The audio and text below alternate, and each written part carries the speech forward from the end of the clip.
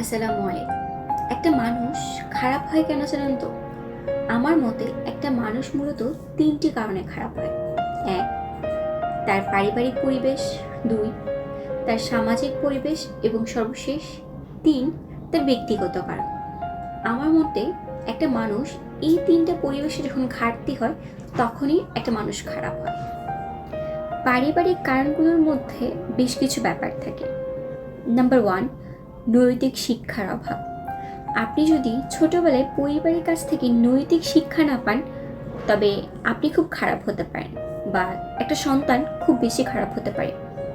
Number ২, অতিরিক্ত শাসন।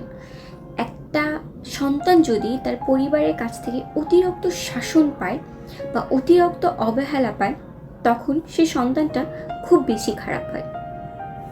Number ৩, বাবা মা প্রচণ্ড লেভেলের ঝগড়া করে।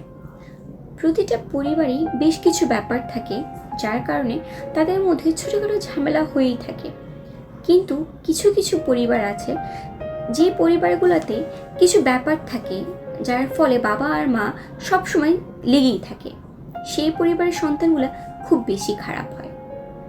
নাম্বার ৪, ভুল বন্ধুবান্ধব বা আত্মীয় স্বজনের প্রভাব। যখন আপনার পরিবারে একান্ত ব্যক্তিগত কিছু মানুষদের মধ্যে বেশ কিছু সমস্যার তৈরি হয় তখন আশেপাশে যে আত্মীয় বা বন্ধুবান্ধবরা আছে সেই বন্ধুবান্ধব বা ভুল আত্মীয়র প্রভাবেও সে পরিবারের সন্তানগুলো খুব বেশি খারাপ হতে পারে। ঠিক একইভাবে সামাজিক পরিবেশেও বেশ কিছু কারণ থাকে। যেমন আপনার আশেপাশে যদি সবাই প্রচণ্ড লেভেলে খারাপ মানুষ হয় বা আশেপাশের যদি একটা রেড জোন এলাকা হয় সেই এলাকার ছেলেমেয়েগুলো খুব বেশি খারাপ হওয়ার সম্ভাবনা থাকে। আর্থিক সংকট, এটা একটা সামাজিক কারণও একটা পারিবারিক কারণও। আর্থিক সংকটের কারণে বা একটা মানুষ বেঁচে থাকার জন্য যতটুকু প্রয়োজন সেই মানুষটা যদি ততটুকু না পায় তখনও মানুষ খুব বেশি খারাপ হতে পারে। এই পারিবারিক এবং সামাজিক কারণগুলো একটা মানুষকে ব্যক্তিগতভাবে খারাপ করে তোলে। আপনার আশেপাশে যখন আপনি প্রচণ্ড লেভেলের স্বার্থপর মানুষ দেখবেন বা আপনার পরিবার থেকে যখন আপনি একটা সঠিক শিক্ষা পাবেন না তখনই আপনার মধ্যে একটা স্বার্থপরের ভাব চলে আসবে, যার ফলে আপনি ব্যক্তিগতভাবে খারাপ হতে থাকবেন।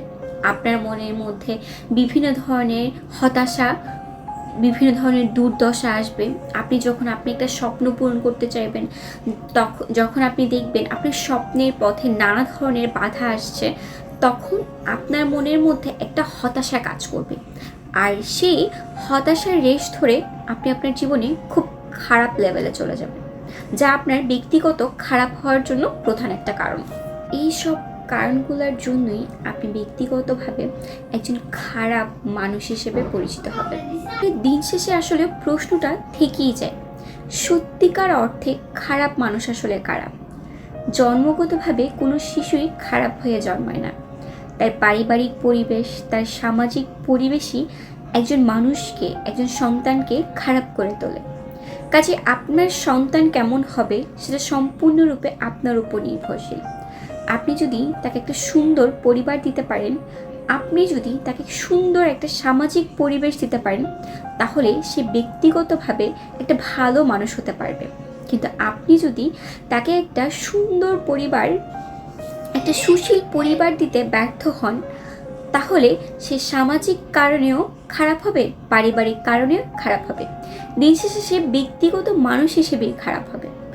তাই একটা সন্তানকে খারাপ বলার আগে নিজের পরিবেশটা, নিজের সমাজটাকে একটু ভালো করে দেখুন।